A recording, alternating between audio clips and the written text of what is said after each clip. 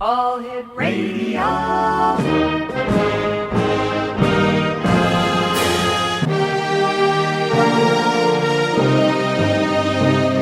Welcome to the X Zone, a place where fact is fiction and fiction is reality. Now, here's your host, Rob McConnell.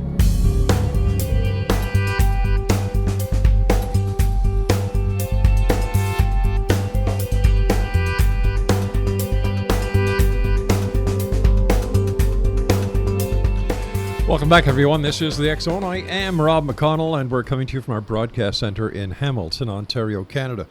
If you'd like to send me an email, xzone@xzoneradiotv.com, on all social media sites, X Zone Radio TV. And to check out what's on at the X Zone Broadcast Network, www.xzbn.net. My guest this hour is Dr. Joel Graves, and we're going to be talking to Dr. Graves about everything from aliens, God, and the Bible.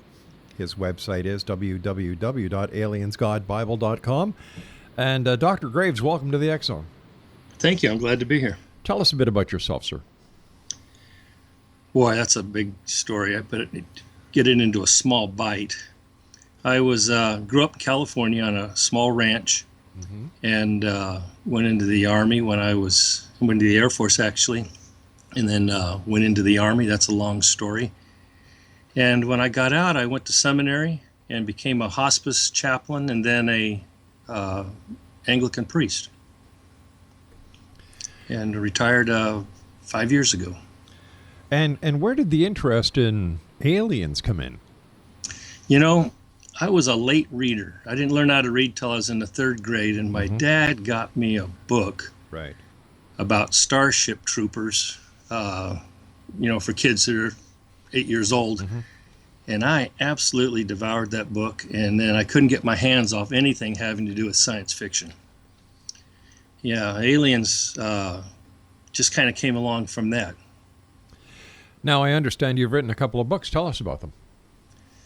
Well, I wrote Gathering Over Jerusalem. I think that was published in 2003, and it was a book about the end times. And the premise of that book was that I believe Jesus will be coming back in the second coming around the year 2037. I mentioned that also in this book because, I talk about a lot of different things, and it's like, oh, that's nice, and that's nice. But when you say the year 2037, that's not that far off. And the Bible gives us some dates. I don't know the day or the hour. The Bible says nobody can actually know that. Wouldn't help anyhow. But if you think that all of these things are culminating in this huge event 20 years from now, then all of a sudden it's more interesting and compelling. Are we in the end days that are depicted in the book of Revelation? Absolutely.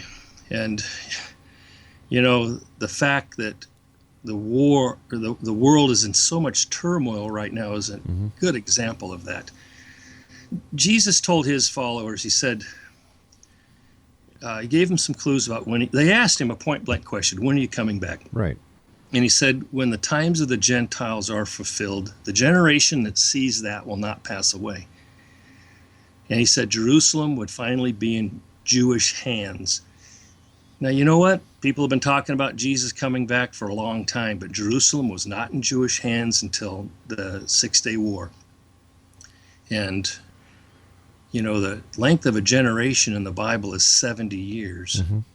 And so if you add 70 to 1967, you come up with 2037. He said the generation that saw that happen, Jerusalem in Jewish hands, the Jews will never give up Jerusalem. The Palestinians are wasting their time. They know that. It's very powerful.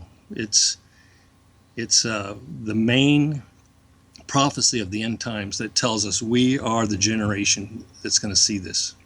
Could it just be coincidence? Well, who had Jerusalem when Jesus was here? I don't know. The Romans. Remember Pontius Pilate? The Jews have not had Jerusalem for 2,000 years.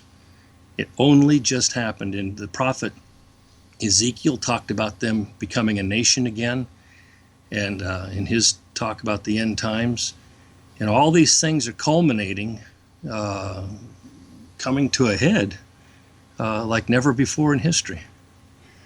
Interesting topic, and you and I have to take our break. We'll be right back. Exonation, our guest this hour is Dr. Joel Graves. His website is www.aliensgodbible.com, and we'll both be back on the other side of this break as we continue here in the X Zone from our broadcast center in Hamilton, Ontario, Canada. Once again, if you'd like to send me an email, xzone@xzoneradiotv.com, and to get a listing of all our programming and the other great shows that we have here on the X Zone Broadcast Network, visit us at www.xzbn.net.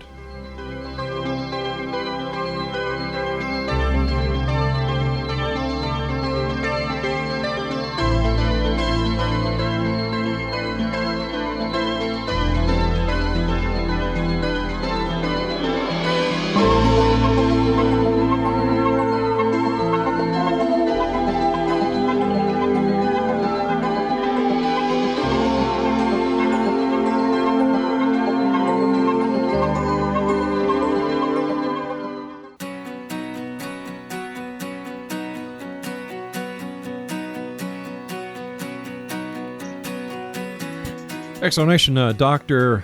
Joel Graves is our special guest this hour, www.aliensgodbible.com. Tell us about the starship. You start off the book by describing a great starship found in the book of Revelation. Tell us about that. You know, this is one of those things that excites me. You know, when you write a book like Aliens, God, and the Bible, you say it sounds science fiction-like, and you know what? There are places in the Bible like Daniel, Ezekiel, and Revelation where that's exactly what it is. John says this thing coming down out of heaven is cube-shaped. You know, and it was written 2,000 years ago, so this whole idea of the Borg ship being a cube is not new. It's in the Bible. The Borg ship was 2 miles on a side, 2 miles tall, 2 miles wide. The New Jerusalem is the name of this ship coming into orbit, is 1,380 miles on one side in a cube shape. Now, to give you a perspective, that's the distance from Augusta, Maine to Miami, Florida. I'm in Seattle, so it's the distance from Seattle down to the tip of Baja, California, or New York to Denver. This thing is a monster. If it was parked on the United States, it would cover most of the country. Another thing I think that's absolutely amazing about it is that John said it's the color of jasper, which is a pink, but it's clear. The only thing that could be is pink diamond. And as I was doing research for this book, I came across nanothreads. The strongest, hardest thing ever made in the whole world is pink diamond nanothreads. Mm-hmm. Okay? They're absolutely amazing. They can be manipulated. You could make things with them. You could give them an electrical charge and open up a port or a hallway or a conduit or a hatch. The skin of the ship, if it's pink diamond nanothreads, would be self-healing. If a meteorite hit it, it would be able to put itself back together so it looked like new all the time. And the angel told John, the Apostle John, he said, the walls of this city are only 208 feet thick. And if you have pink diamond nanothreads, even though this ship is almost the size of our moon, mm-hmm. It only has walls 200 feet thick, 208. Isn't that crazy? Well, yes and no, because the skin of the Apollo spacecraft that went to the moon, was less than an inch thick. Oh, yeah. Yeah. They used titanium. And So tell me, the starship in your book, is it science fiction? Is it a novel? Or is it fact? Well, John says, this is what I saw. Mm-hmm. It's coming into orbit around Earth, and he describes it for us. He says it's coming at the end of a great war, and although the ship might have many different uses, mm-hmm. which I talk about, could be a battle cruiser, could be an ark, could be a cruise ship. When it first gets here, it's a lifeboat. Because I told you, Jesus comes back in 2037, or right around there, right in that neighborhood. There's a few mitigating circumstances that might push that out a year or two. Mm-hmm. But then begins the 1,000-year reign. And at the end of the 1,000-year reign, there's a great war, and the earth is destroyed. And then the starship arrives.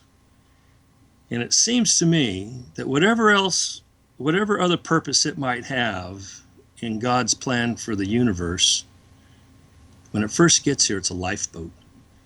And the remnant of people who are left on the earth are going to go up into that thing. And the Bible tells us that God will remake the earth and the atmosphere around the earth right after that ship arrives. So I think it's a real deal. But this is based on your belief of the Bible and your belief as a Christian. But what about the other religious philosophies that are out there who don't share your same religious values and the same way that you look at these religious philosophies as you do? Okay, well, first off, I'm just describing what John described himself. John said, "This is what I saw." Did he see it? Did he see it, or was it a dream? Well, he had a vision. And he says he had an escort. This angel mm-hmm. escorted him through this process and helped him describe things. He coached him in some areas. And he said, "This is what I saw, mm-hmm. and this is what it did. And whether you're a Jew or a Muslim or a Christian, you can read it the same way I read it." He says that it's the color of jasper, but it's clear. That has to be a diamond. It has 12 levels. Each level is 115 miles high. It could be something else besides a pink diamond, because it could be something that isn't found on this planet. Oh, it's true. There are so many variables in this entire scenario. It's just like we know for a fact that the Bible has been re-edited and re-edited and re-edited. Parts were taken out, parts were stayed in, the Council of Nicaea and the rest of the history of the Bible. Bible is a great book. Don't take me wrong. But it was written by people who did not have the present-day smarts that we have now. And wait a second, sir, wait a second. Many scholars that I've had on the show, biblical scholars, agree on one thing, that if the events of the Bible happened today, the Bible would not be written in the same terms as it is now. What we have in the Bible is continuity of thought and purpose. The Apostle Peter wrote in his second letter that the way we have the Bible is that the Holy Spirit moved people to write down the things that God wanted to appear in that book. And that it wasn't just the will of man or the imagination of people or, something that was culturally relevant one mm-hmm. time and not at another time. There's a continuity of thought and purpose that runs through the whole thing, although it's had many authors, although it's been edited. Mm-hmm. And, the different councils weighed in on it. And, if you're going to, I talk about this also, there's a point in time where you have to say, I'm going to believe this, okay? Or you're not. And or take it on faith, mm-hmm. or you don't believe any of it. My question is, if this was so important to God, why didn't he write it himself? Same reason he doesn't appear at the mall. Well, what's Same that? Same reason he doesn't appear at the mall. Why? He could be 5,000 feet tall and appear there, or 500 feet tall and say, I'm God, worship me. And well, he's done that throughout history. If you didn't worship him, he killed you. well, that's not true. It's Come on. whoa, wait a sec. It's not true. No, What Rob, about that's what not about Sodom and Gomorrah? What about the Egyptians? Now, if God is the creator of all, and we're all his children, man, I'm glad I'm not like God, because I would never think of harming my child or anybody else's child. And yet God, because you didn't revere him, because you didn't do things his way, he killed you. Am I right or wrong? Well, you're wrong. Well, tell me how I'm wrong then, sir. I will. Okay, so I was talking about why God doesn't appear at the mall. Mm-hmm. From the very beginning, there have been rules about how God reveals himself and how God interacts with this world and with people in particular. And so we can't completely understand what God's doing all the time in order to get the outcome and go in the direction that we need to go. God wanted the Pharaoh Mm-hmm. to let the children of Israel go.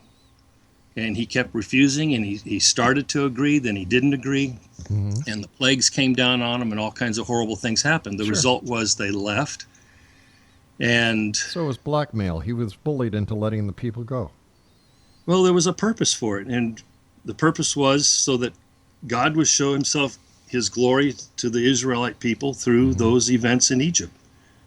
And they still celebrate that at Passover. Yeah, I understand that. But still, why was God so favorable to the Israelites and not to the rest of humanity? Doesn't sound like a fair deal to me. It doesn't sound like a father image that I would ever want to take. And as a former police officer, I look at that and say, God should have been put in jail for child abuse, homicide. But Well, we can't say that because it's God. Oh, that's a bunch of crap. You Well, can't write rules. I hear what you're saying. Yeah. I hear what you're saying. The story. It's like, okay. I talk about this story in my book. Mhm. The story of Abraham sacrificing Isaac. Yep. Okay, that was something practiced by the pagans in that time period. It wasn't, that was looked down upon by people. Mhm. Child sacrifices happened all over the world at different That's right. times, different places. And God tells Abraham to sacrifice his son. Mhm. And Abraham knew that Isaac was the promised child. God told him this, from your child will come this great nation of Israel. And he obeyed God and went up there to slay his son. And God stops him on Mount Moriah. And we only learn later that Mount Moriah was Mount Calvary. Okay, it was Golgotha. And that it was a type and shadow of God's son, Jesus, being sacrificed for the sins of the whole world. And, on its own merit, that story's horrific. And you'd say, well, God's crazy. This doesn't make any sense. But in the long-term scheme of things, you see that Abraham had said God himself will provide a sacrifice, and God did that 2,000 years later. So what I'm saying is that in the moment, something might not make sense. In the moment, something we'll question it and say, I'm an evolved modern human being and intelligent, and what's going on with this? Why is there disparity? Why is the God in the Old Testament destroying Sodom and Gomorrah? And then we get to Jesus and he says God is love, and where do those two come together? And Anyway, they come together in we've Jesus. got to take a news break. When I come back, I want to get away from the God aspect, and I want to talk about aliens. I don't want to talk about the Bible. I don't want to talk about the book of Revelation. I don't want to talk about Jesus. I don't want to talk about, who, what, when, where, why of the Bible, because Okay. it's a matter of belief, whether you want to believe it or not. Okay. And I don't want my listeners to think that I'm saying, all right, this is how you should believe, this is how you shouldn't believe. get They it. have, according to the Bible, free will. So let them have their free will. X-Zone will be back on the other side of this break with the news as we continue right here on the X-Zone Radio Show, heard around the world on iHeartRadio, Talkstar Radio Network, Mutual Broadcast Network, and a whole bunch of satellite providing companies. And we'll be back. So whatever you do, don't go away.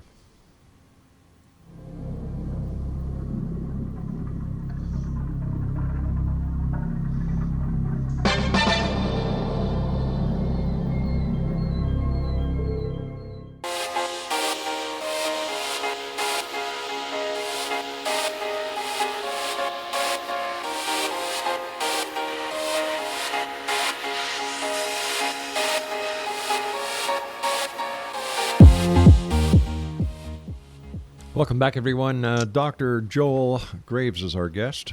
His website is www.aliensgodbible.com. So, am I to understand from the title of your book that you believe that aliens are real and they have been on this planet and they are on this planet and we are descendants of the aliens? That's right. In my book, I present the option that Adam and Eve were in the garden a long, long time. There's evidence of that in the scriptures. And I present evidence in the rocks. You know, we've got multiple examples of humans being present millions of years ago. Mm-hmm. They've cracked open the shale and they found human footprints alongside dinosaur footprints. And the shale has been dated at 400 million years old. But if my memory serves me correct, reading that same research, they also say it was a hominid, something that walked upright. I don't think the word human was used. I've got pictures. It's a human footprint. It looks just like my footprint today. It doesn't look like a footprint of an ape. It doesn't look like the footprint of an ape at all. It has a toe like ours and 4 little toes right alongside it. One of them is a footprint of a child, and the toes are spreading like you get when a child is barefoot since birth. You know, when they just run around barefoot all the time. And one of these, they found the person was wearing a sandal and stepped on a trilobite. Okay, so it's not some ape ancestor hominid. This is a person wearing sandals 400 million years ago. And there's many examples, and there are controversial examples, but there's many examples of things being found in coal deposits like bells and pots that have somehow fallen into the plant matter that turns into coal.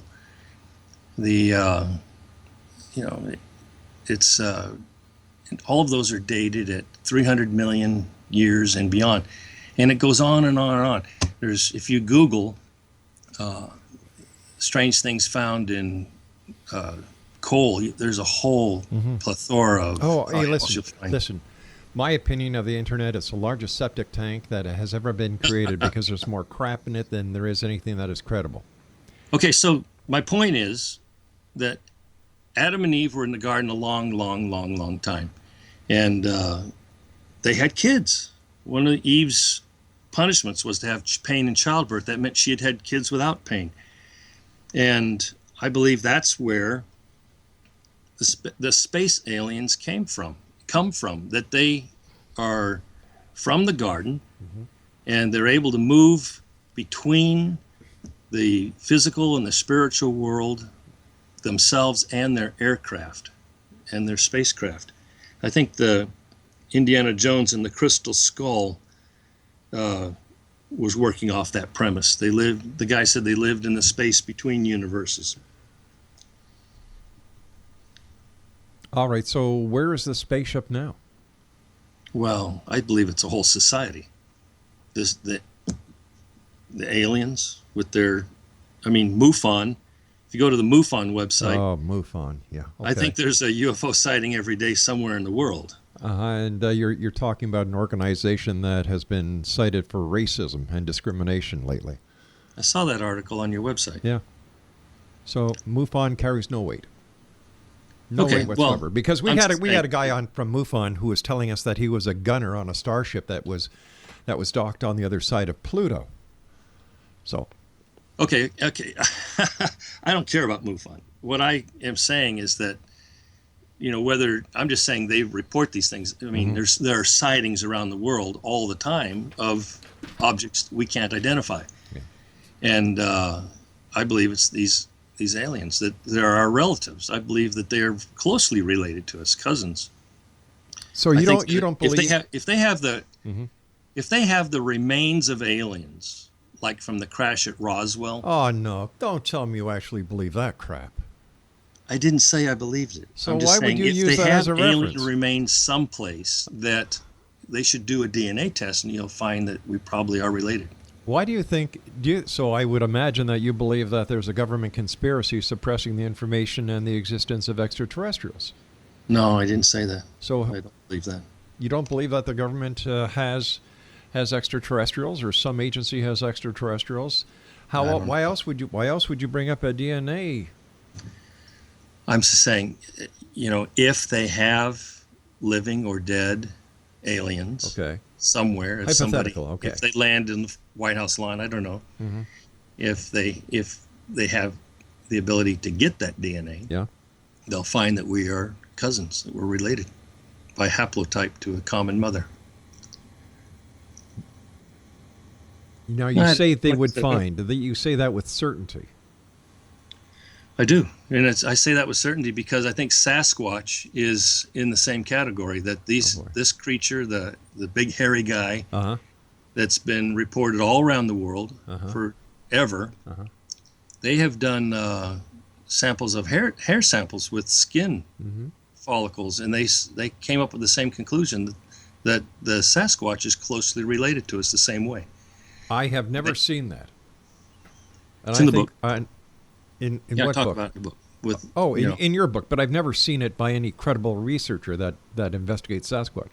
I've never heard that from Lauren Coleman. I've never heard it from anyone else, that there has been definitive findings from hair and skin that connects Sasquatch to humans. I've never heard that. And I've been doing this show for 26 years.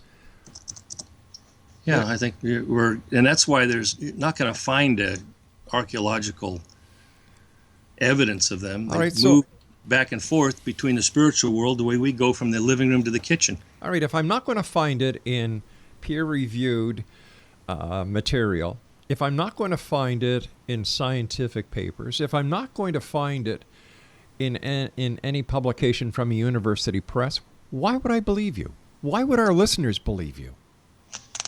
I'm looking at it's called the Sasquatch Genome Project. No, answer my question. Come on, I've gone past that. Well, I'm trying to answer. Have you heard of the Sasquatch Genome Project? No, I haven't.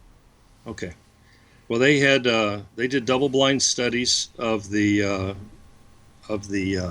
Sir, my question to you was, if I have not read any of the information that you're telling us about Bigfoot or any other thing that we've talked about tonight in a peer review paper, a scientific paper, but all you've given me for references are the references that you have quoted from the Bible.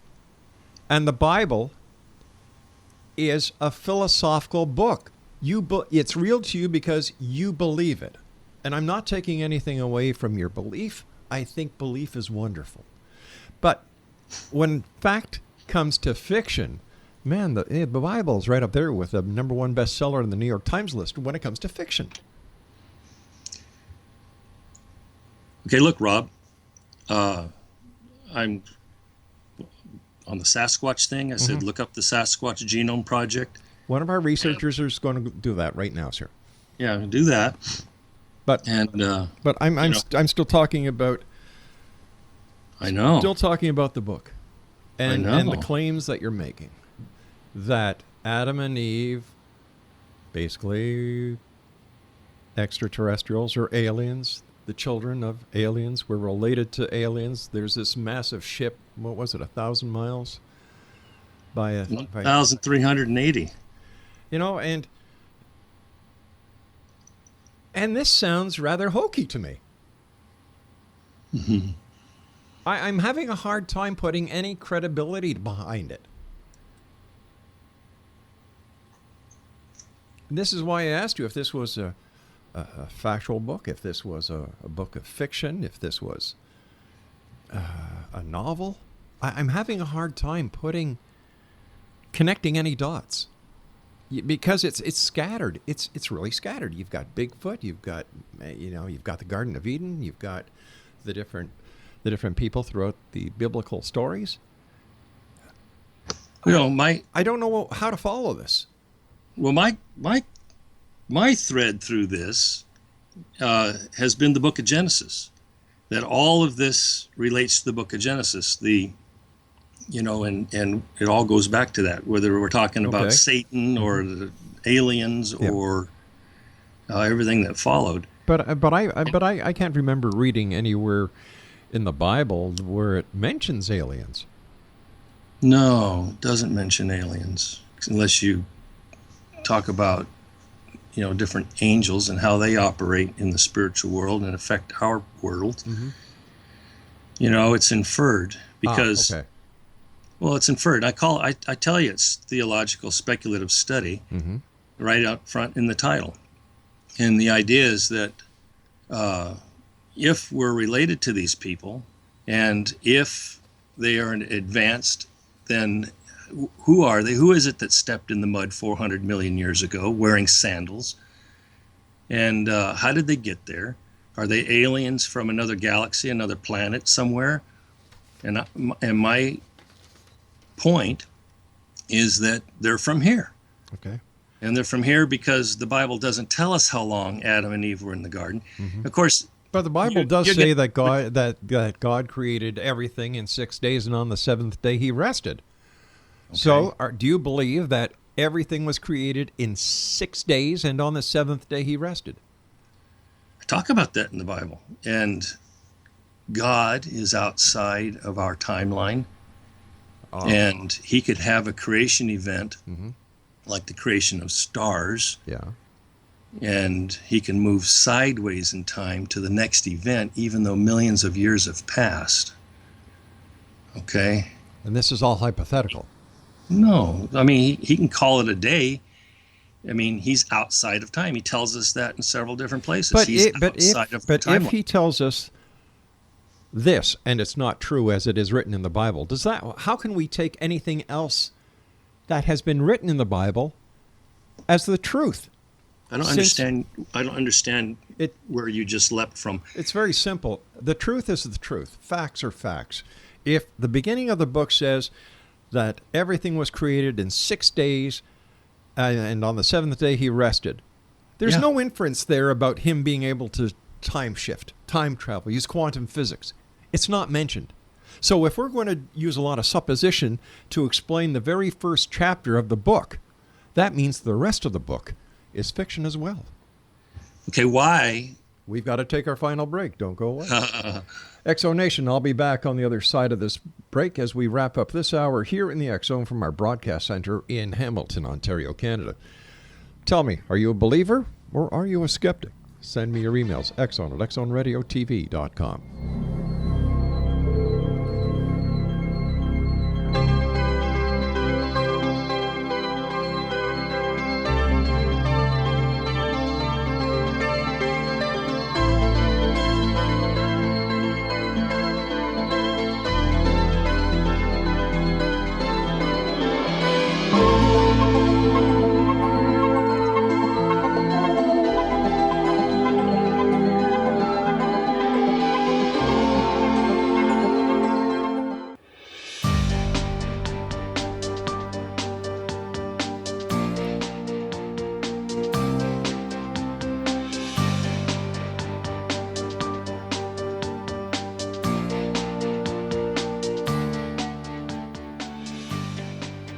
All right, what I was getting at was that in the beginning of the Bible, and the first 4 books were written by Moses. We all know this, called the Torah.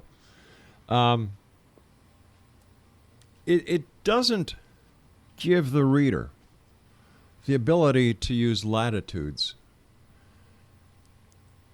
Bible says God created everything in 6 days. On the 7th day he rested.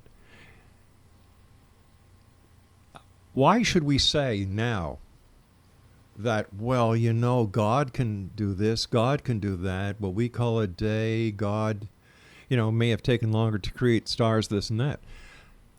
As a reader, when you start reading something and you find discrepancies in it, it taints the entire book. 9 times out of 10, people will put the book down, it goes on the shelf, and they never pick it up again. So how can we validate, without being theologists, that, well, when Moses wrote, 6 days and on the 7th he rested, well, that's not what we mean. How can we validate that? Well, how long is a day when a day doesn't exist? How long is a day when? But the day did exist because it was the word passed down from God to Moses. Okay, but I'm talking about before that. Well, I'm talking about the event itself. So then, why did God use the exact reference of a day then? Because if we're going to say, well, God didn't say that. Well, wait a minute. I didn't say that. No, I said if we are going to say that, that discredits everything. And I don't. So how do we validate? I'm not coming from that premise at all. You seem to be making it up as you go along. Well, I don't mean that you're making the Bible up. I didn't mean that. What I mean is that you're adding to what's there to make it fit in the story. Oh boy, I hope not. Well, that's what it sounds like. Yeah, no, that's not the case at all. Look, if you do the genealogy of Jesus back to King David, and King David back to Abraham, and Abraham back to Adam, from Genesis and Luke and Matthew, then people have figured out that from now until the time Adam emerged was about 8,500 years, approximately. Okay, and then if you say that they weren't in the garden very long, then you would have to assume that the 8,500 years plus 6 days and a day of rest is when everything happened. But you can look through the Kepler telescope 13.8 billion light years away and see light that's been traveling all that time and all that distance to us. And you say, if God created everything in 6 days, how is it? I'm not saying that's what it says in the Bible. I'm saying, well, exactly. If God created everything in 6 days, how is it that we can see things billions of light years away? Are the two incompatible? Is the Bible just a fairy tale then? So are we saying that the Bible is outdated? Oh no, not at all. I would never say that. What I'm saying is that if you can look through the Kepler telescope 1.38 billion light years away, how do you reconcile that with the 6 day story in Genesis? And that's what I try to do in the book. But what you're doing, in my opinion, is you're adding to the fact that we all know it's impossible that the earth and everything was created in 6 days. We all know that's a myth. We all know that's a misnomer. That's been proven scientifically over and over and over again. But to make things, or to bring possibilities into an equation to make a story fit. Wait a minute. You're using the Bible. Yes. You're using the Bible, and you're saying to me, you're using it like a sword against me, and I'm trying to say, this is how it makes sense. This is how... it's based on your interpretation, right? Well, of course it is. So, but what you're saying is that the way the Bible is written isn't right. No, that's not what I'm saying. What I'm saying is that there's another way of understanding how it worked. Okay? If the Bible is... what do those 6 days look like? What does 6 days look like to God when He creates everything? Okay, and if it's if you can tie this in with the scientific principles, the creation of stars and galaxies and the universe itself, and in what, God just moves to the next creation event. He can call it a day. He can call it whatever he wants. He described it to us as 6 creation events. How do you know God's a male? Because there's 2 different things. One, he tells us that he made men and women in his image, male and female. He created them. Yes. And so there's a sense that God is genderless. Okay. But there's also a sense of maleness in the fact that Jesus called him Father. And God said, "This is my Son in whom I am well pleased." All right, so here's another question for you. So it's a place to start from. In the Bible, it also said, if my memory serves me correct, and God said, let us create in our image, our likeness. Who are the us? Who are the we? The word in the Hebrew is Elohim, and it's plural. And this is one of those scriptures that theologians say lead us to the Trinity, a multi-aspect being with 3 minds, 3 parts and 3 minds, but they're still one being. There's an alien for you, Rob.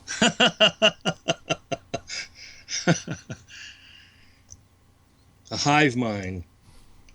God the Father, God the Son, and God the Holy Spirit. Well, it leaves a lot to interpretation, and I can understand why now a lot of people are just, saying religion makes no sense anymore. We're not sheep anymore. We don't need a shepherd. And I think that people are just saying, look, they preach one thing, they do another. Like the churches that amass all this property, all this land. Look at the Vatican, for God's sake. And some of the major dioceses around the world. Religion would carry a lot more weight with a lot more people if all the properties were sold and all the treasures were sold, all the arts were sold, and the money given to the poor, the hungry, the needy. Because I think religion today is far from what those who began religion so many years ago, Well, in that aspect, I agree with you, Rob. There's religion and there's relationship, and there's the institutional religion was something Jesus fought against when he was here.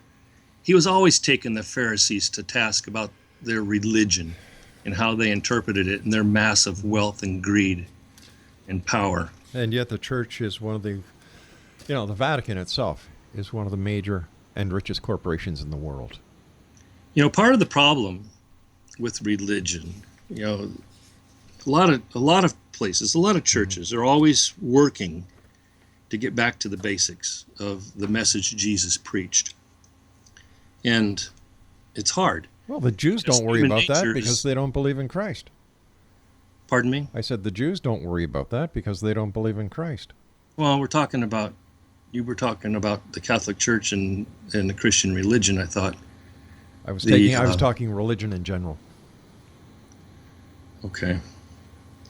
Well, anyway, I'd like to thank you for coming on the show tonight, and Exo Nation, if you'd like to find out more about this. Craig, how would you describe our guest? Wannabe. Okay. There you go. If you'd like to find out more about, let me see, Dr. Joel Graves, his website is aliensgodbible.com. I find it very hard. Like, he brought in aliens, he brought in angels, he brought in Adam and Eve, he brought in Jesus, he brought in Bigfoot, he brought in DNA, he brought in this. What was the size of this massive ship? It was so ridiculous that I didn't even write it down. It's like, come on, give it a break. I know everybody's got a book in them, and everybody wants to sell their book, but damn it, do your homework, mister. Well, another one bites the dust here on the X Zone, and you'll find his name in the X Zone order of woo-woos. I certainly wouldn't recommend his book. Really, I wouldn't. X Zone Nation, I'll be back on the other side of this commercial break with the news at 6.5 minutes past the top of the hour as we continue here in the X Zone from our broadcast center in Hamilton, Ontario, Canada. So what I'm saying to you out there in Radioland, which way would you rather look at the Bible? The way that makes your heart feel good? That makes you want to be a better person? Or do you want to think of a Bible telling you a story where Adam and Eve and all their descendants are extraterrestrials and Bigfoot shares the same DNA with us and blah, blah, blah, blah, blah? I'll be back, X Zone Nation. I know which way you're going to think. Wow. Hey, got some great news coming up in the next couple of days. Something that is going to shock each and every one of you. But no, you've learned to expect the strange, the weird, the bizarre from me, haven't you, over the years? Don't go away. We'll be back.